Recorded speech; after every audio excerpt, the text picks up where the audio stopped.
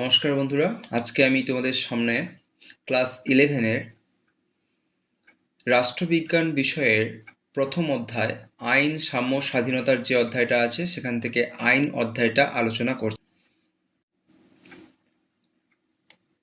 তো দেখতে পাচ্ছ বন্ধুরা, আইন অধ্যায়টার প্রথম প্রশ্ন হচ্ছে আইন কি। হ্যাঁ, দেখো আমি তোমাদের জন্যই তৈরি করেছি এই লেখাটা, আমার নিজেরই লেখা। মানুষ সমাজবদ্ধ জীব বা সামাজিক জীব, সমাজে একসঙ্গে বসবাস করার জন্য এবং সুষ্ঠু, স্বাধীন এবং সুশৃঙ্খলভাবে জীবন পরিচালনার জন্য বিধি বা নিয়মকানুন মেনে চলা অপরিহার্য। স্বীকৃত এইসব নিয়মকানুনই হলো আইন। ঠিক আছে? আর রাষ্ট্রবিজ্ঞানে আইনকে কিন্তু দুটি অর্থে ব্যবহার করা হয়, একটা হচ্ছে সংকীর্ণ অর্থে, একটা ব্যাপক অর্থে। এছাড়াও আরও অনেক ধরনের আইন আছে, যেমন কি মানুষের আচার আচরণ নিয়ন্ত্রণ করার জন্য আছে কি সোশ্যাল ল বা সামাজিক আইন। এছাড়াও আছে প্রাকৃতিক আইন বা ন্যাচারাল ল, যেটা দেখবে তোমরা লক, রুশো এবং লেভিয়াথান গ্রন্থে হবস প্রাকৃতিক আইনের কথা কিন্তু বলেছে। ঠিক আছে? এছাড়া আছে দেখো ভালো মন্দ ইত্যাদি বোঝার জন্য আছে মোরাল ল। তাছাড়া আছে রিলিজিয়াস বা ধর্মীয় আইন বা রিলিজিয়াস ল। ঠিক আছে? এগুলো হচ্ছে আইন কি এর উত্তর। ঠিক আছে? তারপরে দেখো আইনের সংজ্ঞা দাও। এবার আইন কাকে বলে? 2 নম্বরে তোমাদের উত্তর দিতে হবে স্পেশালি, তাই না? তো আইনের সংজ্ঞা দাও বললে তো এই বিষয়ে কিন্তু তোমাদের কয়েকটা রাষ্ট্রবিজ্ঞানীর মতামত কিন্তু জানা প্রয়োজন। ঠিক আছে? তো তার মধ্যে 1 নম্বরে দেখো, জন অস্টিনের মতে আইন হলো নিম্নতনের প্রতি ঊর্ধ্বতন রাজনৈতিক কর্তৃপক্ষ অর্থাৎ সার্বভৌমের আদেশ। সোজা কথা, আইন হলো সার্বভৌমের আদেশ। জন অস্টিন বলেছেন, এটা ভেরি ইম্পর্ট্যান্ট একজন রাষ্ট্রবিজ্ঞানী আমাদের এই আইন ব্যাপারটা বোঝানোর ক্ষেত্রে। তারপরে আছে দেখো হল্যান্ডের মতে মানুষের বাহ্যিক আচার আচরণ নিয়ন্ত্রণকারী সার্বভৌম রাজনৈতিক কর্তৃপক্ষ দ্বারা বলপূর্বক প্রযুক্ত সাধারণ নিয়মই হলো আইন। এটা হল্যান্ডের মতে। ঠিক আছে? তো কে প্রযুক্ত করে? না, সার্বভৌম কর্তৃপক্ষ অর্থাৎ রাষ্ট্রীয় কর্তৃপক্ষ। তারপরে আছে দেখো মার্ক্সবাদী দার্শনিক লাস্কি, তো তার মতে আইন হলো সমাজের অধিকারভোগী শ্রেণীর স্বার্থবাহী নিয়মকানুন। অধিকারভোগী শ্রেণী কারা? না, যারা আমাদের শাসন করছে তারা। তো মার্ক্সবাদ যারা জানো তাদেরকে আশা করি এটা আর বলতে হচ্ছে না। তারপরে বলছে যে তাই সাধারণভাবে আমরা আইনের সংজ্ঞা দিতে পারি কিভাবে? না, আইন হলো মানুষের বাহ্যিক আচার আচরণ নিয়ন্ত্রণকারী নিয়মকানুন যা সার্বভৌম কর্তৃপক্ষ কর্তৃক স্বীকৃত এবং প্রযুক্ত। ঠিক আছে? এবার আইন যখন জানলাম তখন আইনের কয়েকটি বৈশিষ্ট্য আমাদের জেনে নেওয়া দরকার। দেখো বন্ধুরা, তোমাদেরকে যেমনভাবে প্রশ্ন আসবে কিন্তু আমি সেইভাবে দেওয়ার উত্তর চেষ্টা করছি, খুবই ছোট মাপের উত্তর, মানে ছোট ছোট করে উত্তরগুলো দেওয়ার চেষ্টা করেছি। ঠিক আছে? দেখো আইনের বৈশিষ্ট্য। তো 1 নম্বর বৈশিষ্ট্য কি? না, আইন হলো কতগুলি বিধিবদ্ধ নিয়ম যা সকলে মান্য করে। বিধিবদ্ধ মানে কি? যেগুলো কোথাও লেখা আছে, হ্যাঁ, এরকম একটা ব্যাপার, বিধিবদ্ধ।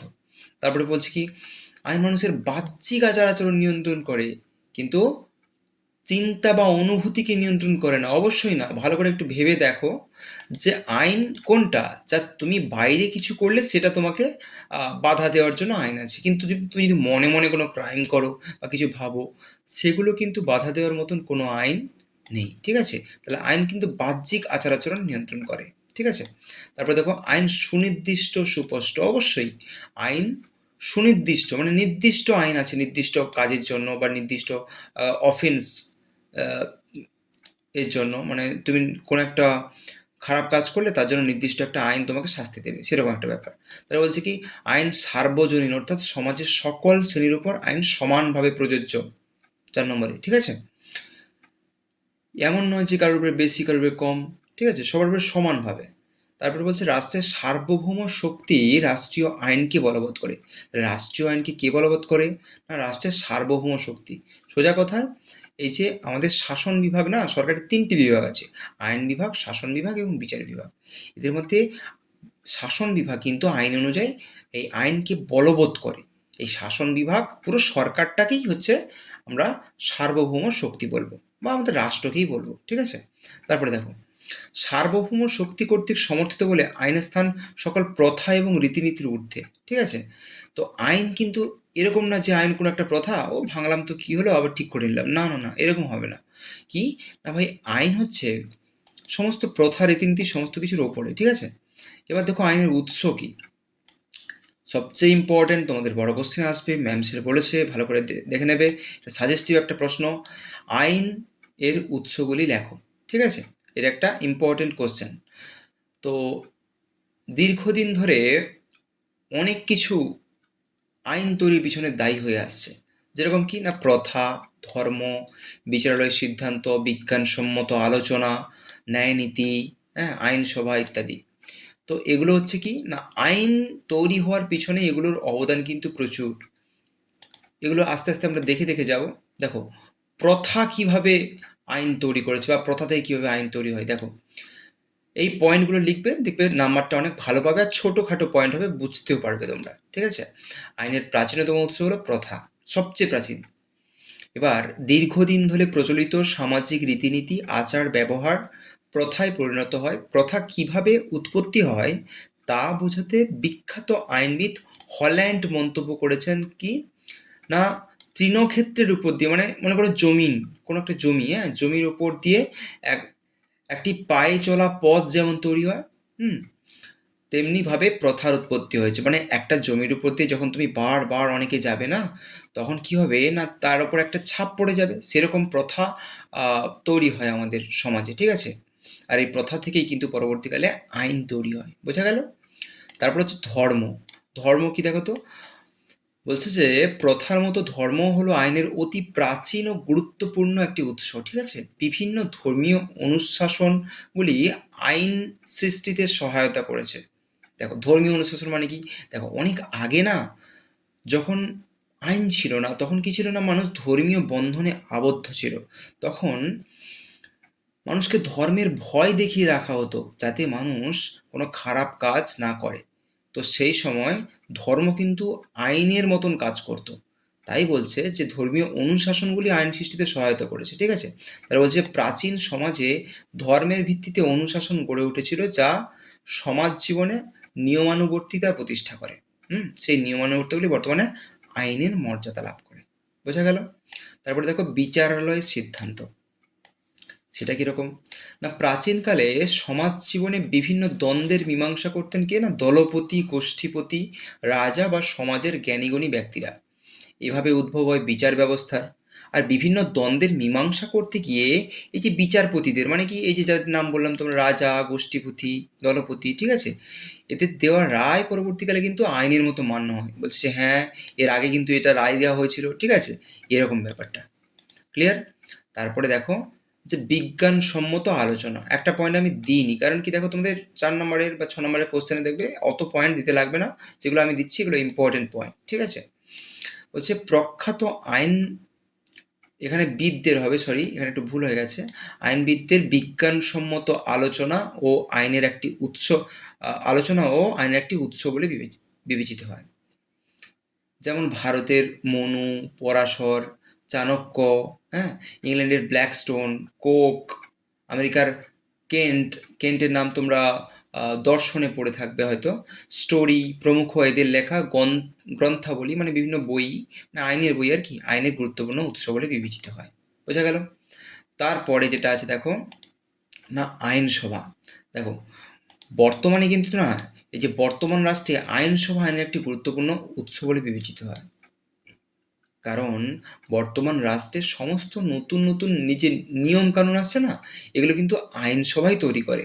আর আইনসভায় কারা তৈরি করে বলতো ভারতের ক্ষেত্রে, এই যে আমরা এমপি ভোটে ভোট দিই না, এমপি ভোট যাকে বলা হয় যে যে এই যে প্রধানমন্ত্রী নির্বাচন করার সময় যে ভোটটা দেওয়া হয়, হুম, এই যে ভোটটা, এই সময় কিন্তু এই এমপিরা কোথায় যায়, আমাদের এমপি মানে কি মেম্বার অফ পার্লামেন্ট, মানে আমাদের যে আইনসভার সদস্য এরা, ঠিক আছে, এরা গিয়ে কিন্তু তোমাদের ওই আইন তৈরি করে, ঠিক আছে, এরা আইন তৈরিতে অংশগ্রহণ করে, বোঝা গেল।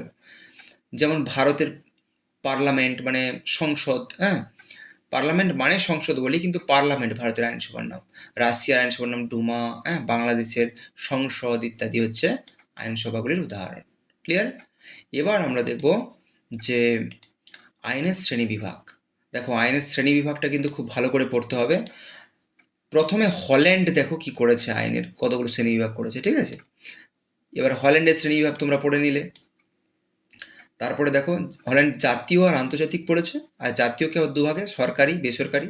সরকারিকে আবার তিন ভাগে, শাসনতান্ত্রিক, শাসন সংক্রান্ত, সরি শাসনতান্ত্রিক মানে কি সাংবিধানিক, ঠিক আছে, শাসন সংক্রান্ত আইন আর ফৌজদারি আইন, ঠিক আছে। তারপরে দেখো, তারপরে আমরা দেখে নেবো কি না ম্যাকাইভারের যে আইন, ম্যাকাইভার বলছে কি ভাই, সে আইনকে দুভাগে, জাতীয় আর আন্তর্জাতিক আইন, আবার জাতীয়কে শাসনতান্ত্রিক সাধারণ, এরকম করে ভাগ করেছে, ঠিক আছে। তো এই ভাগগুলো বেশি গুরুত্বপূর্ণ নয়, জাস্ট একটু কনসেপ্টটা পেয়ে নিলে, ঠিক আছে। তারপরে দেখো যে আমরা এবার আইনকে কটি ভাগে ভাগ করব। দেখো এই দুজন তো অনেক ভুলভ্রান্তি করেছে, আমরা এগুলোকে রেকটিফাই করব, রেকটিফাই করে নতুন একটা যে বিভাজন তালিকা তৈরি করেছি। এইটা হচ্ছে মেনলি আইনের বিভাজন তালিকা, যে রাষ্ট্রীয় আইন আর আন্তর্জাতিক আইন দুভাগে আইনকে ভাগ করা হয়েছে। রাষ্ট্রীয় আইনের মধ্যে সরকারি বেসরকারি, আন্তর্জাতিকের ক্ষেত্রে সরকারি আন্তর্জাতিক, ব্যক্তিগত আন্তর্জাতিক। এবার সরকারি আইনকে তিন ভাগে, শাসনতান্ত্রিক বা সাংবিধানিক আইন, প্রশাসনিক আইন বা অ্যাডমিনিস্ট্রেটিভ ল, আর ফৌজদারি বা ক্রিমিনাল ল। তাহলে কনস্টিটিউশনাল, অ্যাডমিনিস্ট্রেটিভ আর ক্রিমিনাল ল, ঠিক আছে। এবার কনস্টিটিউশনাল বা সাংবিধানিক আইন দু প্রকার, লিখিত এবং অলিখিত, এগুলো আমি পরে লিখেছি, একটু দেখে নেবে, ঠিক আছে। তারপরে দেখো বলছে যে কয়েকটা প্রশ্নের মতন জেনে রাখতে হবে তোমাদের, যে রাষ্ট্রীয় বা জাতীয় আইন কি। আচ্ছা ভাই এটা কি? দেখো এতক্ষণ যে আমরা যে আইনটা নিয়ে পড়লাম না, আসলে ওটাই হচ্ছে রাষ্ট্রীয় আইন। দেখো রাষ্ট্রীয় আইন হলো সেই সব আইন হবে, এটা সরি এটাও বানান একটা ভুল হয়েছে, আর একটা যে সেই সব আইন যেগুলি রাষ্ট্রের অভ্যন্তরে সার্বভৌম শক্তি কর্তৃক প্রযুক্ত হয়, রাষ্ট্রের অভ্যন্তরে সার্বভৌম শক্তি কর্তৃক প্রযুক্ত হয় এবং এটি নির্দিষ্ট ভূখণ্ড বা ভৌগোলিক সীমারেখার মধ্যে প্রযুক্ত হয়, এর বাইরে কিন্তু না। এবার হল্যান্ড বলেছে কি না, হল্যান্ডেরটা তোমরা আগে বলেছো, আবার দেখো জাতীয় আইন হলো মানুষের বাহ্যিক আচার আচরণকে নিয়ন্ত্রণ করার জন্য সার্বভৌম কর্তৃপক্ষ কর্তৃক বিধিবদ্ধ আইন। জাতীয় আইন যে রাষ্ট্রীয় আইন তা কিন্তু আবার ভুল ভাববে না এটাকে, ঠিক আছে। তার বলছে সরকারি আইন কি, তাহলে রাষ্ট্র বা রাষ্ট্রের সঙ্গে যুক্ত কোনো ব্যক্তি বা প্রতিষ্ঠানের ক্ষেত্রে প্রযুক্ত আইনকে সরকারি আইন বলে, মুখস্থ করে নেবে এগুলো, ঠিক আছে। প্রথম প্রথম কিন্তু মনে রাখতে অসুবিধা হবে, পরবর্তীকালে কিন্তু মনে থেকে যাবে এগুলো। বেসরকারি আইন কাকে বলে না, দেখো বেসরকারি আইন বলতে ব্যক্তিগত আইনকে বোঝায়, যা ব্যক্তির সঙ্গে ব্যক্তির সম্পর্ক নির্ধারণ করে। এই আইন এই আইন ব্যক্তি বিশেষ বা ব্যক্তির সমষ্টির অধিকার, স্বার্থ বা কর্তব্যের সঙ্গে জড়িত, যেমন কি প্রাইভেট কোম্পানিগুলো বেসরকারি আইনের দ্বারা চলে, ঠিক আছে। দেখো সরকারি আইনকে আবার তিনটি ভাগে ভাগ করা যায়, কি সাংবিধানিক, প্রশাসনিক আর ফৌজদারি। ফৌজদারি আইন, এবার বলছে কি সাংবিধানিক আইন কি। দেখো সাংবিধানিক আইন কি, সাংবিধানিক আইনের উত্তরে কি যেসব আইন, যেসব আইনের উপর ভিত্তি করে সরকার দাঁড়িয়ে থাকে সেগুলি হলো সাংবিধানিক আইন, এক কথায়, ঠিক আছে। আর এই আইন লিখিত অলিখিত দু প্রকারের হয়। লিখিত আইন আছে কি ভারতে, আমেরিকা, জার্মানি, আয়ারল্যান্ড প্রভৃতি দেশে। অলিখিত আছে কি ব্রিটেনে। এই হচ্ছে ব্যাপার। তারপরে দেখো প্রশাসনিক আইন কাকে বলে, তাহলে দেখো প্রশাসনিক আইন কাকে বলে না, নাগরিকদের সঙ্গে প্রশাসনিক কর্তৃপক্ষের সম্পর্ককে, সম্পর্ককে না সম্পর্ক আর কি, এটা ভুল হবে, সম্পর্ক যে আইনের দ্বারা নিয়ন্ত্রিত হয় আর কি, বা যে আইন, আচ্ছা ঠিকই আছে, এটা বলছে যে নাগরিকদের সঙ্গে প্রশাসনিক কর্তৃপক্ষের সম্পর্ককে যেসব আইন নিয়ন্ত্রণ করে তাদের প্রশাসনিক আইন বলা হয়। তারপরে দেখো ফৌজদারি আইন কাকে বলে না, সমাজের শান্তি শৃঙ্খলা প্রতিষ্ঠার জন্য, নাগরিক জীবনের নিরাপত্তা রক্ষার জন্য এবং অপরাধীদের শাস্তি দেওয়ার উদ্দেশ্যে প্রতিষ্ঠিত আইনকে বলা হয় ফৌজদারি আইন। এখানে প্রমাণিত লেখা আছে, দেখবে প্রতিষ্ঠিতও লিখতে পারো।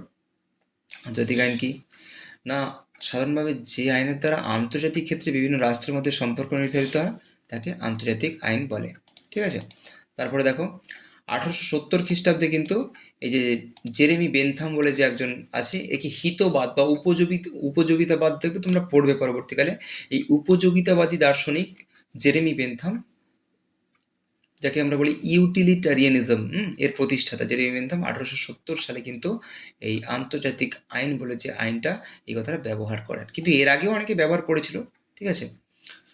যাই হোক দেখো এবার রাষ্ট্রীয় আইনের সঙ্গে আন্তর্জাতিক আইনের মূল পার্থক্য কি না, রাষ্ট্রীয় আইনকে তো বলবৎ করার জন্য আমাদের সার্বভৌম কর্তৃপক্ষ আছে, ঠিক আছে, কিন্তু আন্তর্জাতিক আইন বলবৎ করার জন্য কোনো কিন্তু সার্বভৌম কর্তৃপক্ষ নেই, এটা সবচেয়ে মূল পার্থক্য, মানে মেন পার্থক্য আর কি।